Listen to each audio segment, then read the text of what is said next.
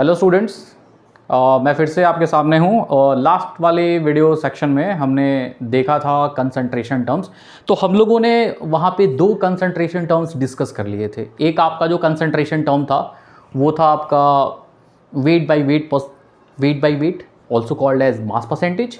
दूसरी की अगर हम बात कर लेते हैं तो हमने एक चीज़ और डिस्कस करी थी, V by V, volume by volume percentage. तो दो कंसंट्रेशन टर्म्स हमने डिस्कस कर लिया था। तो लास्ट सेक्शन में अगर हम बात कर लें तो लास्ट वीडियो लेक्चर में हमने बात करी थी दो कंसंट्रेशन टर्म की। एक था वेट बाई वेट परसेंट, एक हमने बात कर ली थी वी बाई वी की। दो कंसंट्रेशन टर्म्स हमने डिस्कस कर लिया था।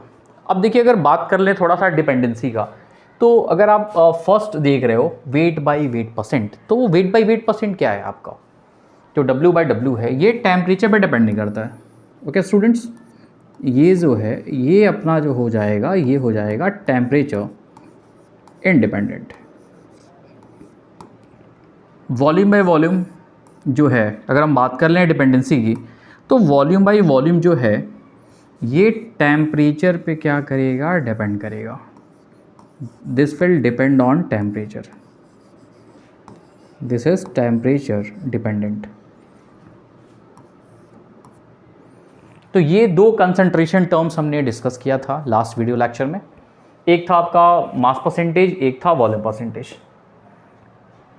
तो अगर हम बात कर लें इसकी, तो ये दो कंसंट्रेशन टर्म्स अपने डिस्कस हो गए थे, wait by wait, volume by volume. Dependency की बात कर लेते हैं, तो पहला था टेम्परेचर इंडिपेंडेंट, सेकंड जो है वो क्या है, टेम्परेचर डिपेंडेंट है। रीज़न, अगर आप रीज़न की बात कर लोगे तो वॉल्यूम जो है ये किस पर डिपेंड करता है, वॉल्यूम डिपेंड करता है किस पे, टेम्परेचर पे।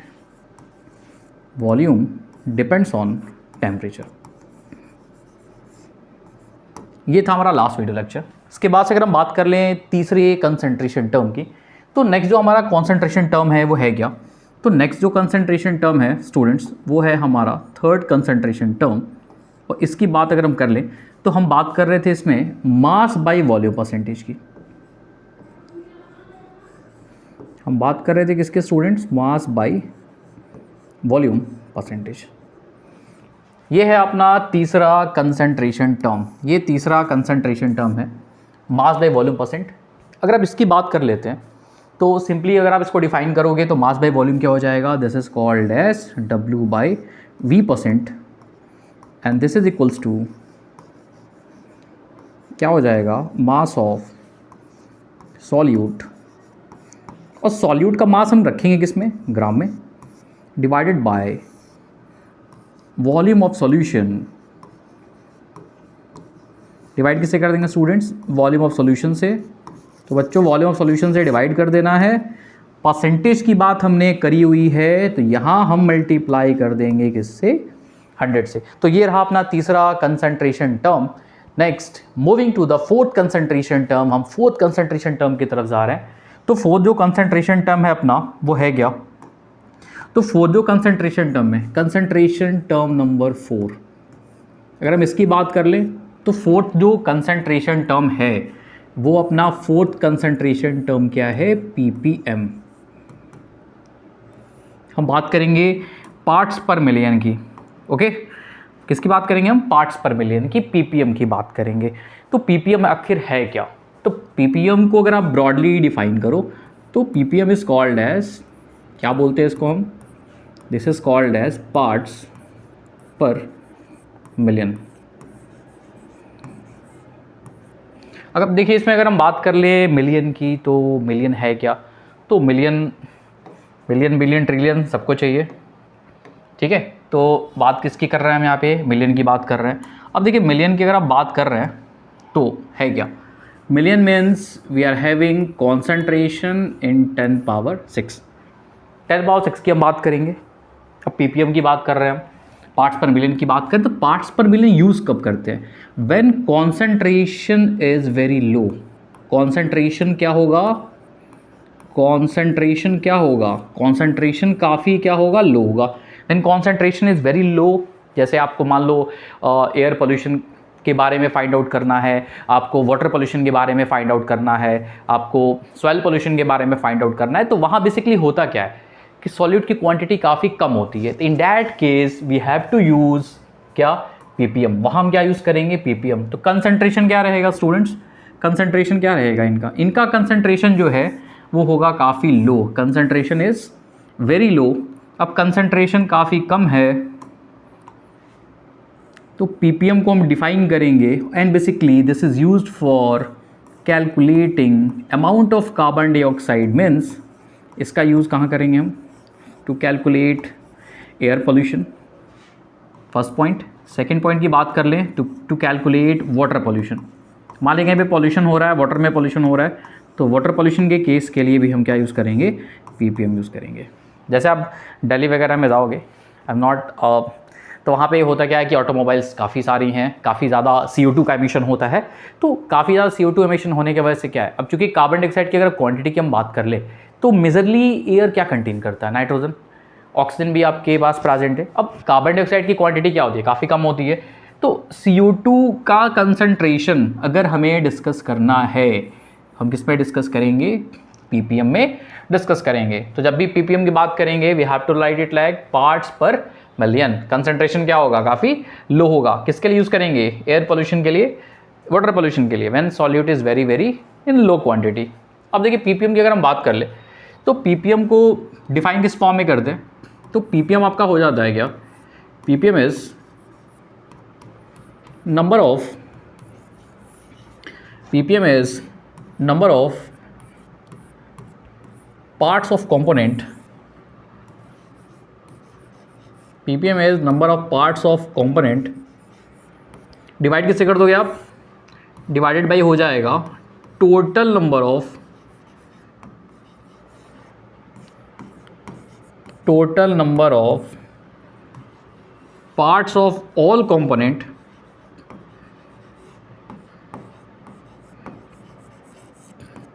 multiplied by 10 to the power 6।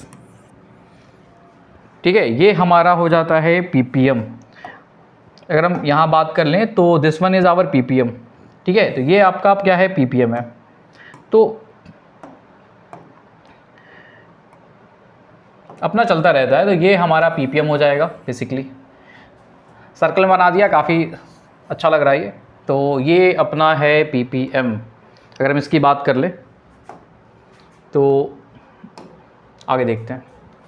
अब है क्या, बेसिकली पूरी की पूरी अगर हम कंसंट्रेशन की बात कर ले तो ये रहा अपना पीपीएम। पीपीएम क्या है, number of parts of component into total into 10 power 6 divided by total number of parts of all component of solution. अब पीपीएम को आप किस फॉर्म में रिप्रेजेंट कर सकते हो, तो बहुत सारे फॉर्म्स हैं जिसमें हम पीपीएम को रिप्रेजेंट करते हैं। तो ppm can be represented in the form of ppm by mass. ठीक है, पीपीएम लिख देंगे। यहाँ क्या लिख देंगे हम कि हम पीपीएम को किस फॉर्म में रिप्रेजेंट कर रहे हैं, मास के फॉर्म में रिप्रेजेंट कर रहे हैं। ठीक है, इसके बाद से अगर पीपीएम की हम बात कर ले तो पीपीएम को एक फॉर्म में हम और दिखा सकते हैं यहाँ पे, पीपीएम बाय वॉल्यूम, यहाँ मेंशन कर देंगे वॉल्यूम। और तीसरा जो सबसे इंपॉर्टेंट टर्म है अगर हम बात कर लें यहाँ पे, तो पीपीएम बाय मास हो गया, पीपीएम बाय वॉल्यूम हो गया। Next term is PPM, okay, PPM mass by volume, means we have to write it like W by V। तो ये तीन फॉर्म है जिसमें हम पीपीएम को क्या करते हैं, रिप्रेजेंट करते हैं। तो चलिए इसको भी देख लेते हैं। ये हमारा फर्स्ट कॉन्सेंट्रेशन रहा। ठीक है, आज की क्लास का फर्स्ट कॉन्सेंट्रेशन टर्म रहा मास बाय वॉल्यूम परसेंटेज हमने पढ़ा। फोर्थ में हमने क्या पढ़ा, पीपीएम पढ़ा। और पीपीएम को हम इस फॉर्म में क्या कर सकते हैं, एक्सपेंड कर सकते हैं। तो चलिए नेक्स्ट देखते हैं। अब नेक्स्ट है क्या, फर्स्ट वन इज, हम फर्स्ट क्या लिख सकते हैं, पीपीएम, पीपीएम बाय मास की अगर हम बात कर लें तो देखिए जैसा कि यहाँ पे मेंशन्ड है मास की बात कर रहा है ये, तो मास की बात कर रहा है यानी कि हमें सॉल्यूट का क्या लेना पड़ेगा, मास लेना पड़ेगा। तो we have to write it like mass of solute, mass of solute divided by total mass of solution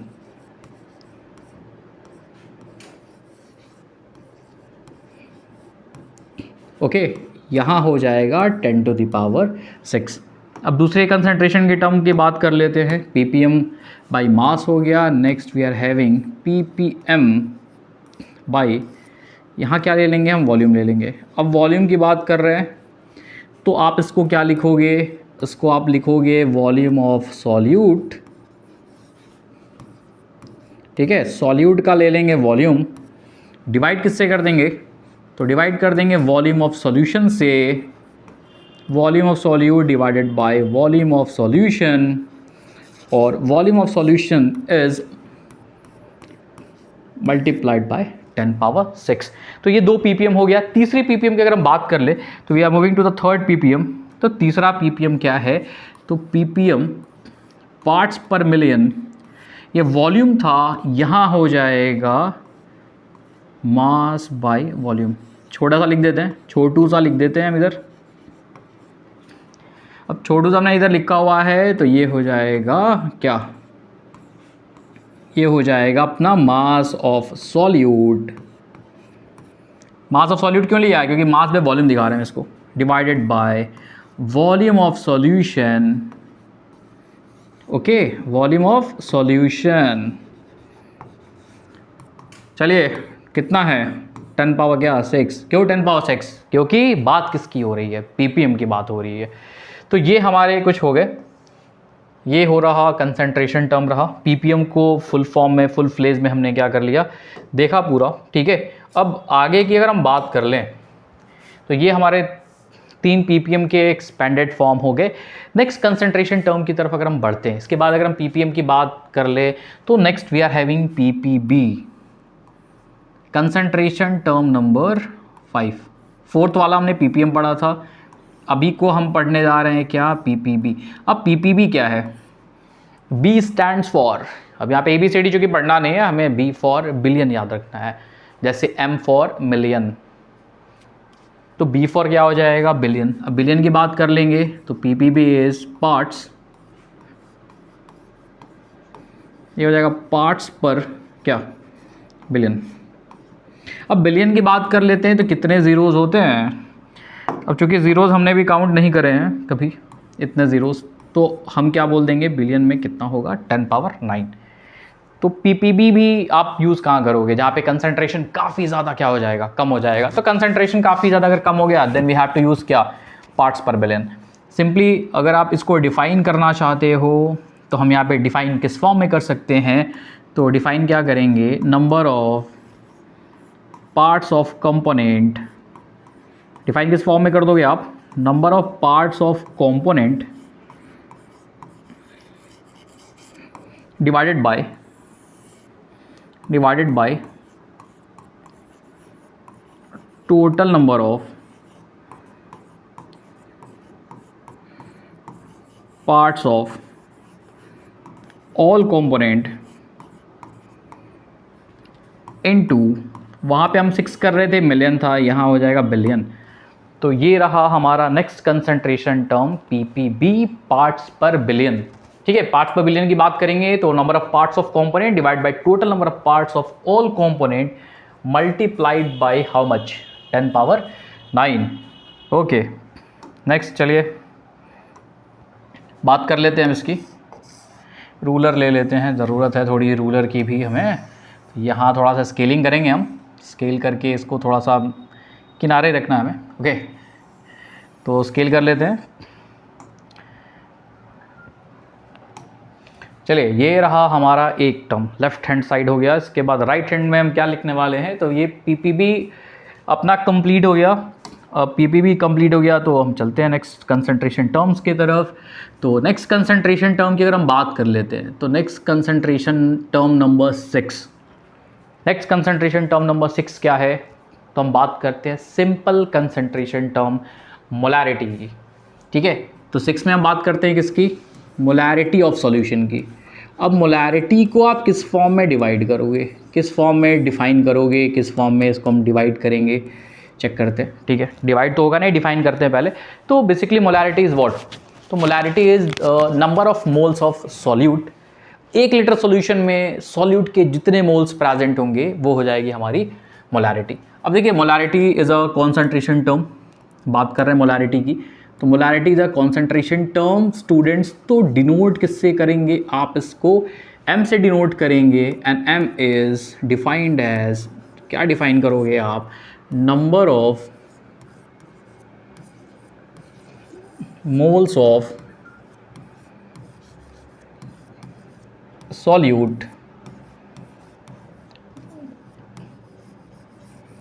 क्या, present per litre of solution, present per litre of solution is called as molarity. ये हमारा simple सा definition हो गया molarity का। इसके बाद हम इससे फॉर्मूला डिराइव वगैरह करेंगे। तो है क्या ये, अब इसमें देखिए फॉर्मूले की अगर हम बात कर लेते हैं, मोलारिटी की तो हमारा ये हो गया। अब यहाँ बात कर लेते हैं फॉर्मूले की। ओके, तो फॉर्मूले में क्या है अपना, तो m इज इक्वल्स टू, क्या लिखेंगे आप यहाँ पे, moles of solute divided by volume. ठीक है, वॉल्यूम किस में था अपना, वॉल्यूम किस में था, लीटर में था, वॉल्यूम लीटर में है। ओके, अब इसमें देखिए हम थोड़ा सा कुछ चेंजेस कर रहे हैं। जहाँ जहाँ पर a प्रेजेंट है we consider a as a solvent. a को सॉल्वेंट क्यों लिया भाई, सॉल्यूट क्यों नहीं लिया, आपकी मर्ज़ी, a को सॉल्यूट भी ले सकते हो आप, सॉल्वेंट चूँकि ज़्यादा होता है तो हमने पहले a को सॉल्वेंट कंसिडर कर लिया। और बात कर रहे हैं अगर हम इसके बाद इसमें b की, तो b हो जाएगा अपना, कहीं भी सबस्क्रिप्ट में b होगा तो क्या लेंगे हम इसको, सॉल्यूट। तो ये चीज़ आपको दिमाग में रखनी है कि a सॉल्वेंट डिनोट करेगा, b अगर है तो वो किसको डिनोट करेगा, सॉल्यूट को डिनोट करेगा। इसको थोड़ा सा हम और एक्सपेंड कर देते हैं, तो मोलारिटी m किसके इक्वल हो जाएगा, number of moles is given mass by molar mass. Given mass किसका होता है, सॉल्यूट का होता है, इसलिए हमने यहाँ पे WB/MB की बात करी हुई है। ओके, इसके बाद से देखिए आपको वॉल्यूम किस में रखना है, तो वॉल्यूम किस में होना चाहिए, in litre, volume in litre. इसको थोड़ा सा आप और एक्सपेंड करेंगे, अगर हम यहाँ देख लें इसको थोड़ा सा, तो अपने पास क्या आएगा, अपने पास क्या मिलेगा, अपने पास मिलेगा molarity m equals to, this is WB upon MB into V, और वॉल्यूम हम रख किस में रहे हैं, किस में वॉल्यूम रख रहे हैं, लीटर में रख रहे हैं। तो ये हमारा मोलारिटी का एक्सप्रेशन हो गया। अगर आपने वॉल्यूम को, अगर हमने इस वॉल्यूम V को, अगर हमने V को किस में रख दिया, ml में रख दिया, तो इसमें थोड़े बहुत चेंजेस हो जाएंगे। जैसे मान लीजिए, अब चेंजेस क्या हैं, हम अपने पास चेंजेस देख लेते हैं। तो हम क्या बोल रहे हैं, हम इसको थोड़ा सा और चेंज कर सकते हैं। अब थोड़ा सा और चेंज क्या करेंगे हम, तो molarity m is equals to, अपने पास है क्या, WB है divided by MB into, if volume is in ml, volume किस में अपना, ml। अब इसको लीटर में बनाने के लिए आपको क्या करना पड़ेगा, 1000 से डिवाइड। 1000 से ही क्यों डिवाइड किया गया है, क्योंकि 1 लीटर में कितना ml होता है अपना, 1000 लीटर होता है। ठीक है, तो MB तो अपना मोलर वेट हो गया, वॉल्यूम ml में था, हमने इसको 1000 से क्या कर दिया, डिवाइड कर दिया। अब देखिए ये 1000 हो जाएगा यहाँ पे, तो मोलारिटी का एक्सप्रेशन, जो लास्ट में मोलारिटी का एक्सप्रेशन आएगा वो कितना आएगा, वो आएगा WB into 1000 divided by MB into V। और ये फॉर्मूला आप तब यूज़ करोगे जब वॉल्यूम किस में रहेगा, ml में रहेगा। अब देखिए फॉर्मूले की अगर हम बात कर लेते, तो this is the formula number first. ये फॉर्मूला नंबर फर्स्ट क्यों है, क्योंकि यहाँ पे वॉल्यूम दिया हुआ है लीटर में, और आप अगर लीटर की जगह वॉल्यूम किस में गिवन है हमारा, अगर if volume is given in ml, अगर वॉल्यूम ml में गिवन है, हम ये फॉर्मूला अप्लाई करेंगे। तो दिस इज़ फॉर्मूला नंबर 2। अब वॉल्यूम की बात कर लेते हैं। अब कई बार होता क्या है कि अपन को वॉल्यूम लीटर में ना दे करके, ml में ना दे करके दे देगा किसी और फॉर्म में, तो कुछ कन्वर्जन यूनिट भी है, कुछ कन्वर्जन टर्म है। तो कुछ कन्वर्जन टर्म है अपने पास, तो अब कन्वर्जन टर्म में क्या मिलेगा आपको, वेट कन्वर्जन टर्म में अपने पास है क्या, कुछ कन्वर्जन फैक्टर हैं, और कन्वर्जन फैक्टर की अगर हम बात कर लेते हैं, तो कन्वर्जन फैक्टर में अपने पास है क्या? तो अपने पास कन्वर्जन फैक्टर में है क्या? इफ 1 लीटर इज गिवन, तो 1 litre is equals to how much, कितना होगा? 1000 ml। 1 लीटर किसके इक्वल होगा? 1000 ml के इक्वल होगा। इसके बाद हम बात कर लेते हैं 1 ml, तो 1 ml is equals to how much? 1 centimetre cube.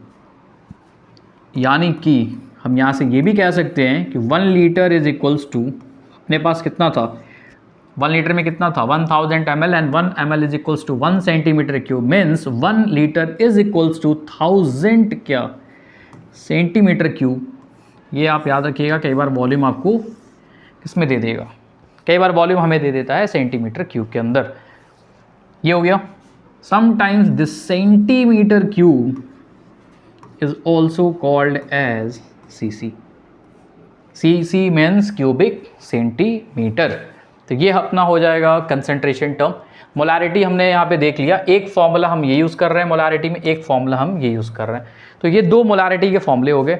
अभी मोलारिटी में हम थोड़ा सा और जाएंगे। अभी इसमें एक चीज़ और देखिए, ध्यान देने वाली बात क्या है, आपने ध्यान दिया कि नहीं? इसमें एक ध्यान देने वाली बात है अपने पास कि यहाँ पे हमने किसको लिया हुआ है, क्या प्रेजेंट है हमारे पास? वॉल्यूम। अब एक बात बताइए, टेम्परेचर पे डिपेंड करेगा कि नहीं करेगा?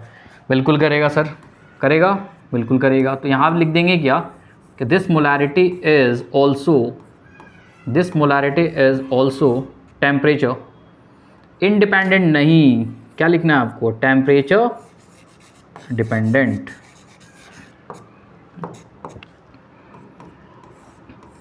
ये रहा अपना कंसंट्रेशन टर्म नंबर। अगर हम नंबर की बात कर लेते हैं तो कंसंट्रेशन टर्म नंबर अपना कौन सा है? 6 नंबर है। ओके, तो इसको आप नोट कर सकते हो। ये अपना मोलारिटी हो गया। अब इसमें हम आगे देखेंगे कि मोलारिटी के और कौन कौन से एक्सप्रेशन है। मोलारिटी ऑफ मिक्सचर क्या है, मोलारिटी ड्यूरिंग डाइल्यूशन क्या है। तो नेक्स्ट कंसंट्रेशन टर्म नंबर तो 6 रहेगा। अब 6 में भी हमारे सब पार्ट बनेंगे। 6 में सब पार्ट क्या बनेंगे? तो हम पढ़ रहे थे concentration number 6 and concentration term number 6 we are having molarity. हम मोलारिटी देख रहे थे, डिनोटेड बाय कैपिटल M। किससे डिनोट करते हैं सर? कैपिटल M से डिनोट करते हैं, ये तो सबको पता ही होगा। ये था मोलारिटी 6 नंबर। अब 6 नंबर में भी देखिए आपके पास है क्या क्या। अगर हम बात कर लेते हैं मोलारिटी की, तो इस 6 नंबर में 6 नंबर का पार्ट A, अपने पास पार्ट A भी है, और अपने पास जो पार्ट A है वो क्या है? हमने अभी बात करी है 2 चीज़ों की, डाइल्यूशन करेंगे तब क्या होगा। तो फर्स्ट जो A है, ये A है आपका क्या? Molarity during dilution. बात करेंगे इसकी मोलारिटी ड्यूरिंग डाइल्यूशन। ये वाला आप देखे होंगे, सबसे ज़्यादा कौन करता है डाइल्यूट? कौन करता है चीज़ों को? सबसे ज़्यादा डाइल्यूट करता है कोई, तो वो करता है मिल्कमैन। ठीक है, एक बार दूध लेके निकलेगा, पूरे दिन बेच देगा उसको। तो काफ़ी ज़्यादा डाइल्यूट करते हैं वो चीज़ों को। और डाइल्यूशन के लिए हम यूज़ क्या करते हैं?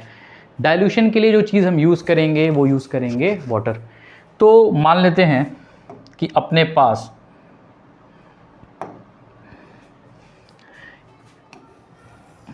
एक ये हो गया, एक ये हो गया, एक हो गया क्या अपने पास ये। तो अपने पास 3 ऐसे सिलेंड्रिकल जार हैं। ओके, अब 3 सिलेंड्रिकल जार में क्या क्या है आपके पास, क्या क्या प्रेजेंट है? अब 3 सिलेंड्रिकल जार की अगर हम बात कर लें तो क्या क्या चीज़ें प्रेजेंट होंगी अपने पास? हम इन दोनों को मिक्स करके बना रहे हैं तीसरा। इन दोनों को मिक्स करके क्या बना रहे हैं? तीसरा बना रहे हैं। इन दोनों को हम ऐड करने वाले हैं, ये हो जाएगा अपना फर्स्ट एंड सेकंड। 2 कंटेनर अपने पास, दोनों कंटेनर की बात कर लेते हैं। वैसे यहाँ पे 3 कंटेनर की ज़रूरत भी नहीं पड़ेगी क्योंकि हमें डाइल्यूट कर रहे हैं, तो अपना तो काम 2 से ही चल जाएगा। अपना काम तो 2 से ही चल जाना था, तीसरा बनाने की ज़रूरत ही नहीं थी अपने को। ये रहा अपना 2 container, first container and second container. तो यहाँ पे मान लीजिए आपने कोई सॉल्यूशन ले रखा हुआ है, सॉल्यूशन हमने ले रखा हुआ है यहाँ पे, ठीक है। This is the initial case, मान लेते हैं कि ये केस क्या है, इसका इनिशियल केस है। इनिशियल केस में कोई सॉल्यूशन पड़ा हुआ है। अब सॉल्यूशन है तो ऑब्वियस सी बात है, इसकी कुछ मोलारिटी होगी। मान लेते हैं कि सॉल्यूशन की मोलारिटी कितनी है, m1 है। सॉल्यूशन का वॉल्यूम भी होगा, वॉल्यूम कितना है, v1 है। ये फर्स्ट केस है जब हम किसी सॉल्यूशन को ले रखा है हम लोगों ने, इनिशियल केस हमने बनाया हुआ है, फिर हम सॉल्यूशन को डाइल्यूट कर रहे हैं एंड आफ्टर डाइल्यूशन हम क्या बना रहे हैं, फाइनल केस। तो फाइनल केस में हाँ सॉल्यूशन अब नीला हो गया, पहले येलो था, ऐसा नहीं है, ओके। तो फाइनल केस में मान लेते हैं कि सॉल्यूशन की मोलारिटी कितनी है बच्चों, m2 है। सॉल्यूशन का फाइनल वॉल्यूम कितना है, v2। ये दो केस हमने बनाया यहाँ पे, इनिशियल स्टेट और फाइनल स्टेट। अब एक बात बताइए, हमने इसमें क्या ऐड करा होगा, डाइल्यूट करते हैं तो क्या ऐड करते हैं आप, डाइल्यूट करते हैं तो यहाँ हम ऐड करते हैं जल। क्या ऐड करते हैं, जल, H2O, वाटर। कौन सी ऐसी चीज़ होगी जो कांस्टेंट होती है डाइल्यूशन में, एन सॉल्यूट क्या होता है,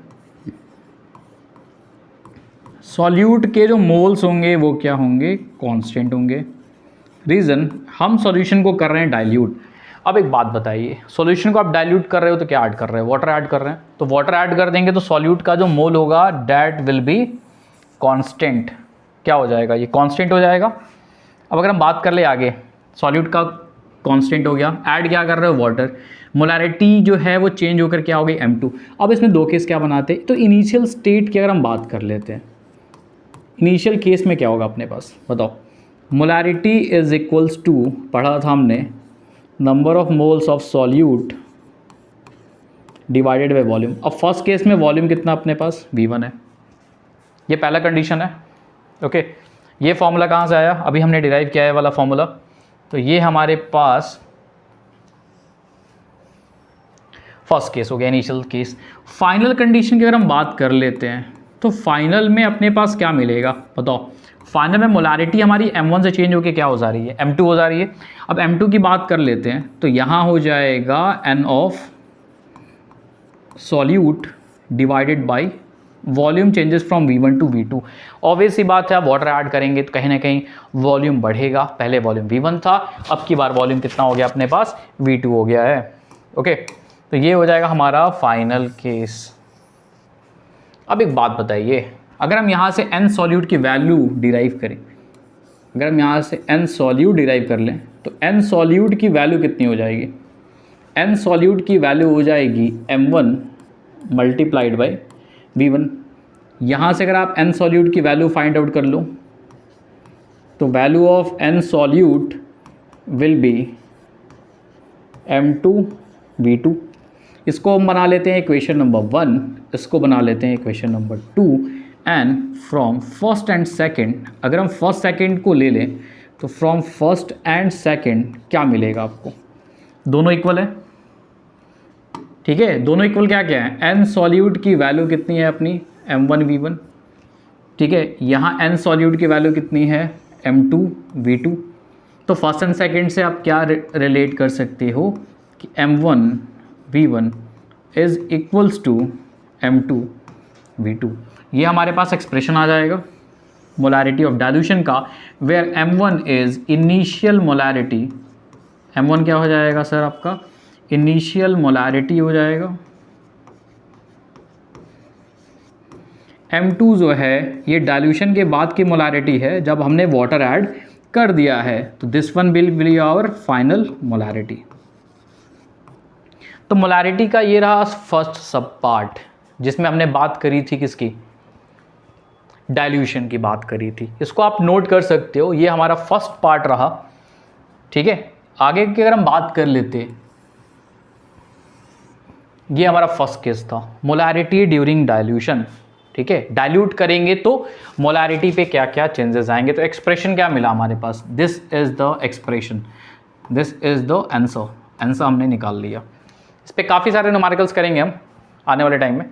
तो ये हमारा 6 का ए पार्ट था। अगर हम बी पार्ट की बात कर लेते हैं, नेक्स्ट पेज ले लेते हैं, ज़्यादा सुटेबल रहेगा अपने लिए। तो नेक्स्ट में है क्या अपने पास, नेक्स्ट में अगर हम बात कर लेते हैं चलिए अभी बीकर की ज़रूरत पड़ेगी बहुत सारे, तो यहाँ ले लेते हैं हम एक, this one is second, this one is third. Next जो पढ़ने वाले हैं, हम पढ़ने वाले हैं मोलैरिटी ऑफ मिक्सचर्स की। तो मोलैरिटी ऑफ मिक्सचर्स क्या है? तो मोलैरिटी ऑफ मिक्सचर्स की अगर हम बात कर लेंगे तो क्या क्या चीज़ें मिलेंगी। हम दो सॉल्यूशंस को मिक्स कर रहे हैं। अब इसमें देखिए मोलैरिटी ऑफ मिक्सचर्स की बात कर लेते हैं। ये हमारा पार्ट नंबर कौन सा हो जाएगा सर?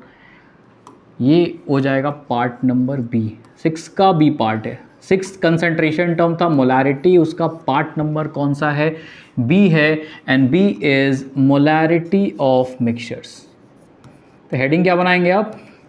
क्या हेडिंग बनाओगे आप? Molarity of mixture of solution. अब देखिए यहाँ पे सॉल्यूशन हमने यहाँ पे लिख दिया हुआ है, तो इसमें एक चीज़ जो मैंडेटरी चीज़ है वो क्या है अपने पास? Molarity of mixture of solution की हम बात कर रहे हैं। इसमें मैंडेटरी चीज़ क्या है? तो मैंडेटरी चीज़ जो अपनी है वो सॉल्यूट क्या होगा? सॉल्यूट की हम बात करेंगे तो सॉल्यूट सेम रहता है, फॉर सेम सॉल्यूट।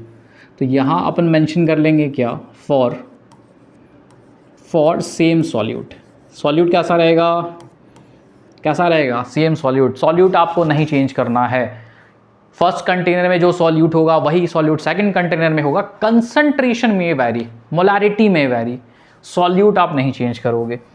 इसमें ये रिक्वायरमेंट है।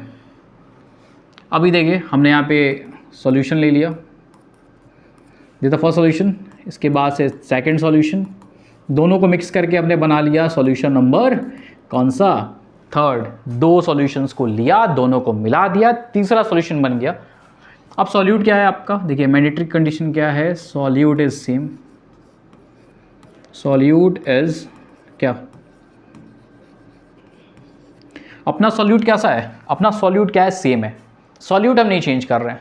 ओके, अब देखिए बात करते हैं। मान लेते हैं इस फर्स्ट कंडीशन की बात कर लेते हैं। यहाँ पे फर्स्ट कंडीशन की बात कर लेते हैं। फर्स्ट कंडीशन की अगर हम बात करेंगे तो सपोज इसकी मोलैरिटी m1 है, v1 इसका वॉल्यूम है। This is first condition. This is the molarity and volume of first container. First जो सॉल्यूशन दिख रहा है कंटेनर नंबर 1, ये कंटेनर नंबर 1 हो गया, ये कंटेनर नंबर 2 हो गया। मान लीजिए इस कंटेनर में भी सेम चीज़ें हैं, ठीक है। इसकी मोलैरिटी हम लोग मान लेते हैं m2, वॉल्यूम क्या मान लेते हैं? v2। इसको मान लेते हैं कि this is the second container. कितने कंटेनर हो गए? 2 कंटेनर। दोनों को मिक्स करके हमने बनाया है कंटेनर नंबर 3। अब एक बात बताइए, कंटेनर नंबर 3 की बात कर लेते हैं तो इसकी मोलैरिटी मान लेते हैं हम m, और चूँकि आपने मिक्स करके बनाया हुआ है तो इसकी मोलैरिटी मान लेते हैं m मिक्सचर। क्या मान लेंगे? m mixture. Mixture of molarity, volume हो जाएगा v टोटल। अब एक बात बताओ आप, पहले वाले कंटेनर का वॉल्यूम कितना है? v1 है। सेकंड वाले कंटेनर का वॉल्यूम कितना है? v2 है। तो टोटल वॉल्यूम कितना होगा? अगर हम v टोटल यहाँ से फाइंड आउट करें तो v total will be v1 plus क्या? v2। अब देखिए वी नो डैट, ये तो आपको तब भी लिखना पड़ता है जब आपको कुछ नहीं आता है या आप कॉपी करते हो कहीं से, तो भी क्या लिखते हैं अपन? वी नो डैट लिखते हैं। अब वी नो डैट क्या? तो मोलैरिटी है क्या अपना? Molarity is n solute divided by volume. ये पढ़ा हम लोगों ने, वॉल्यूम पढ़ा हमने। वॉल्यूम किस में पढ़ा? ml में पढ़ा। तो एक बात बताओ, फर्स्ट कंटेनर है, सेकंड कंटेनर है, दोनों को मिक्स कर रहे हैं, क्या बन रहा है अपना? मोलैरिटी ऑफ मिक्सचर बन रहा है। अब एक बात बताइए, n सॉल्यूट तो हमें पता नहीं है, तो n सॉल्यूट को हम ऐसे रखने देते हैं, n सॉल्यूट को अपन ऐसे ही रहने देते हैं, ठीक है। अब देखिए यहाँ से क्या हो जाएगा? m equals to n solute हम ऐसे ही रहने देते हैं, बट हमारे पास अच्छा एक चीज़ और है, फाइंड आउट क्या कर रहे हैं? तो this is the molarity of mixture. Molarity हम किसकी फाइंड आउट कर रहे हैं? मिक्स की। हमने मिक्स करके जो बनाया मोलैरिटी उसकी हम फाइंड आउट कर रहे हैं, मीन्स मोलैरिटी ऑफ मिक्सचर की फाइंड आउट कर रहे हैं हम। अब n सॉल्यूट तो हो जाएगा, total volume will be v1 plus में क्या हो जाएगा? v2। अब n सॉल्यूट कैसे फाइंड आउट करेंगे, तो यहाँ देखिएगा कंटेनर नंबर 1 है, सॉल्यूट तो हम चेंज नहीं कर रहे हैं, तो यहाँ से जो सॉल्यूट होगा उसका मोल होगा N1, M2V2 है, सॉल्यूट क्या होगा N2। यहाँ अगर हम मोलैरिटी का फॉर्मूला अप्लाई करें तो we will have M1 is equals to N1 by V1। यहाँ से मोलैरिटी का फॉर्मूला फाइंड आउट करें तो क्या हो जाएगा, M2 is equals to N2 by V2। इसको बना लेते हैं इक्वेशन नंबर 1, इसको बना लेते हैं इक्वेशन नंबर 2, और यहाँ पे आ जाता है इक्वेशन नंबर 3।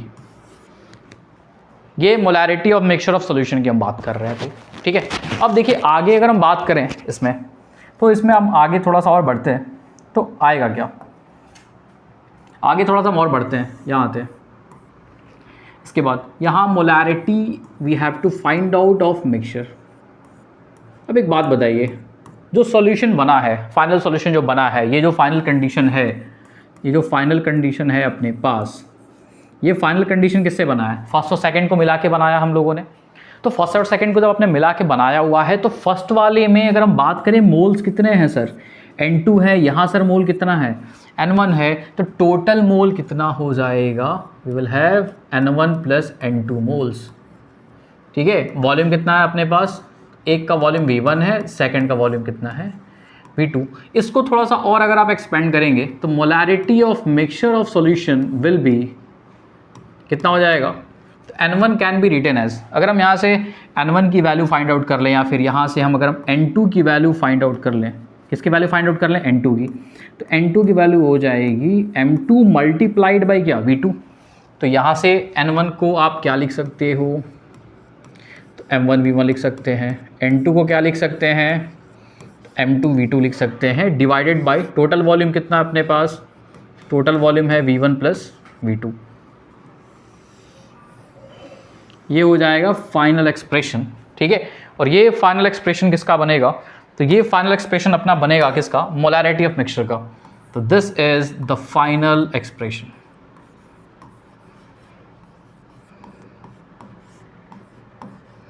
अब देखिए फाइनल नहीं है, हमने यहाँ पे 2 ही चूंकि सॉल्यूशन लिया हुआ है, अगर हम 3 ले लें, 4 ले लें, 5 ले लें, तो ये चीज़ें आपकी बढ़ते जाएंगी। अब किस फॉर्म में बढ़ेंगी, तो मान लेते हैं आपके पास 2 सॉल्यूशन था फॉर 3 सॉल्यूशन, तो 3 सॉल्यूशन की अगर हम बात कर लेते हैं, तो 3 सॉल्यूशन के केस में क्या मिलेगा आपको, तो 3 सॉल्यूशन के केस में मिलेगा molarity of mixture will be क्या मिलेगा, M1 V1 plus M2 V2 plus M3 V3। Total solution कितना था अपने पास, 3 सॉल्यूशन था। टोटल वॉल्यूम की बात कर लेंगे अपन, तो volume V1 plus volume V2 plus में वॉल्यूम कितना हो जाएगा V3। तो ये 3 कंपोनेंट्स के लिए हमने यहाँ पे बात किसकी करी हुई है, 3 सॉल्यूशंस की बात की हुई है। तो ये आपका हो जाएगा 6 का पार्ट नंबर बी। तो मोलैरिटी में 2-3 एक्सप्रेशंस हमने पढ़ा हुआ है, ये 2-3 एक्सप्रेशंस हो गए, इसको आप नोट करिए, नोट करिए, आपको हम 2 मिनट का टाइम दे सकते हैं, नोट करिए इसको।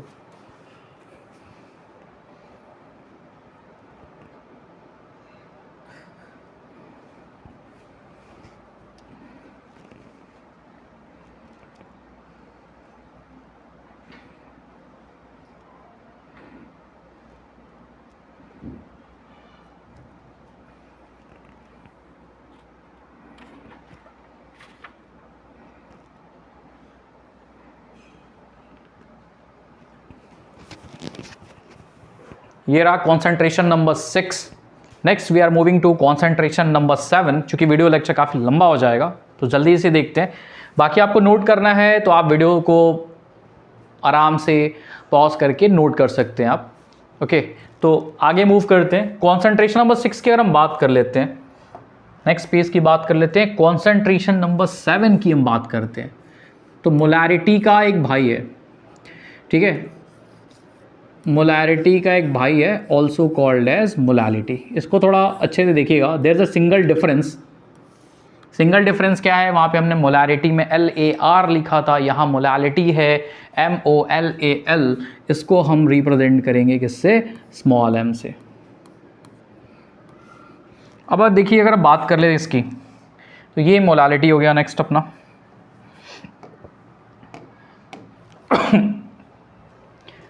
डिफाइन किस फॉर्म में करेंगे,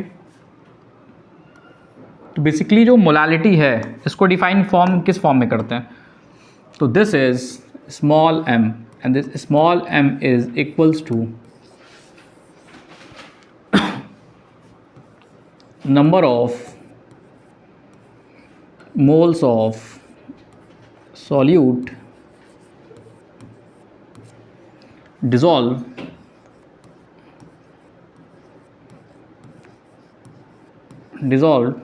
per kg of solvent।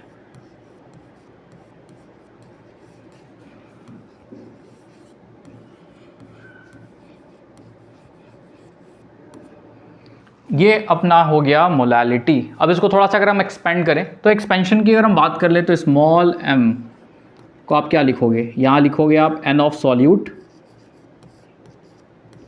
Divided by solvent का मास हमने WA लिया था, किस में लेना है आपको, kg में लेना है। अब आगे देखते हैं, ये हमारा फर्स्ट एक्सप्रेशन हो गया। इसको थोड़ा सा आप और एक्सपैंड करोगे तो we will have m equals to n solute को आप क्या लिख सकते हो,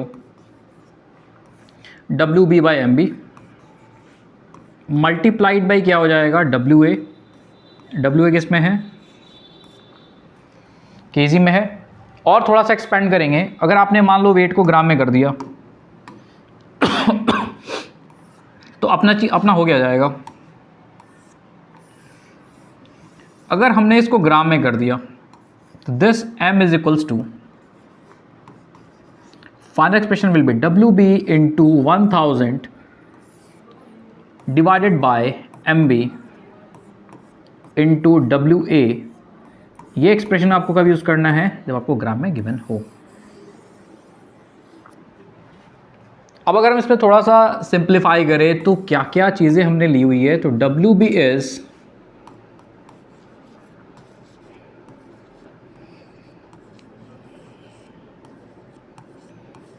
मास ऑफ क्या, सॉल्यूट। MB की अगर हम बात कर लें तो व्हाट इज़ MB, ने बात करी थी MB की, मोलैरिटी में भी बात करी थी, मोलर मास की बात की थी हमने, तो मोलर मास ऑफ क्या हो जाएगा, सॉल्यूट हो जाएगा। इसके बाद से देखिए इसमें एक टर्म और अपने पास है WA। क्या टर्म है, we are having one term WA। तो WA हमने A से किसको डिनोट किया था, सॉल्वेंट को। This is the mass of solvent in kg। याद रखिएगा, अगर मोलैरिटी की बात करेगा तो वॉल्यूम ऑफ सॉल्यूशन की बात करेंगे, अगर सॉल्वेंट की बात करेगा तो सॉल्वेंट की मास की बात करेंगे। दैट्स इंपॉर्टेंट टर्म, काफ़ी ज़्यादा मिस्टेक्स होता है इसमें, माइनर मिस्टेक्स है। मास ऑफ सॉल्वेंट की हम बात कर रहे हैं यहाँ पे, WA की जब बात कर रहे हैं, तो ये हमारा हो जाएगा मोलैरिटी। अब एक बात बताइए, आप इसमें देख रहे हो यहाँ पे भी मास है, इधर भी मास है, इधर भी मास है, तो अगर हम इसकी बात कर ले तो molality is not temperature dependent. Means ये जो टर्म है, ये टर्म क्या हो जाएगा, टेम्परेचर इंडिपेंडेंट। ये जो टर्म है वो टेम्परेचर इंडिपेंडेंट है। रीज़न में आप क्या बताओगे, मास जो है वो टेम्परेचर पे डिपेंड नहीं करता है, that's why molality is not temperature dependent, molality is temperature independent. तो ये हो जाएगा अपना कॉन्सेंट्रेशन टर्म नंबर 7। नेक्स्ट जो कॉन्सेंट्रेशन टर्म है, अभी हम आगे रिलेशन भी देखेंगे मोलैलिटी का। नेक्स्ट जो कंसंट्रेशन टर्म है वो है अपना concentration term number 8 and this is called as mole fraction. Fraction की बात की गई है यहाँ पे, मोल फ्रैक्शन की बात कर रहे हैं। अब मोल फ्रैक्शन की बात कर रहे हैं, डिनोट किससे करेंगे, हम उसको काई से डिनोट करेंगे, रिटन एज काई। अब इसको चीची नहीं पढ़ना आपको, काई है ये। तो mole fraction concentration term number 8 है अपना। थोड़ा सा इंटरेस्टिंग चीज़ है यहाँ पे, ध्यान से देखेंगे तो ये सही में काई लग नहीं रहा है, ठीक है। आप इसको एक्स से भी डिनोट कर सकते हो, तो काई पढ़ते हैं बेसिकली इसको। मोल फ्रैक्शन है, कंसंट्रेशन टर्म नंबर 8 है, एंड चूंकि यहाँ पे बात किसकी की गई है, फ्रैक्शन की बात की गई है। किसकी बात की गई है, फ्रैक्शन की बात की गई है। तो मोल फ्रैक्शन जो है अपना वो ये, तो थोड़ा सा ध्यान देंगे आप इस पे, इस सेगमेंट पे।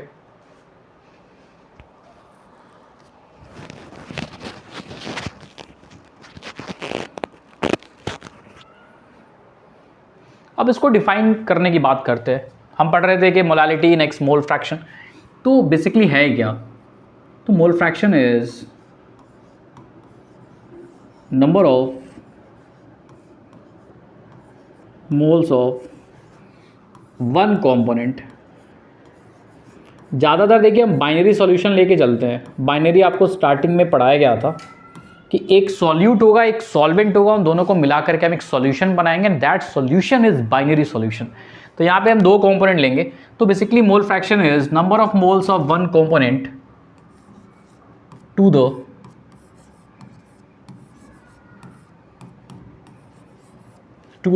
total number of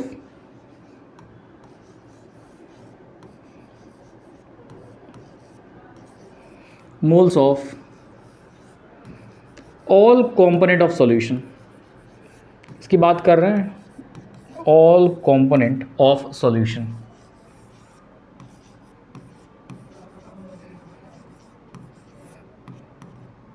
अब let us take an example, हम लेते हैं बाइनरी सॉल्यूशन। क्या लेंगे हम, बाइनरी सॉल्यूशन। कितने कंपोनेंट्स, दो कंपोनेंट्स की।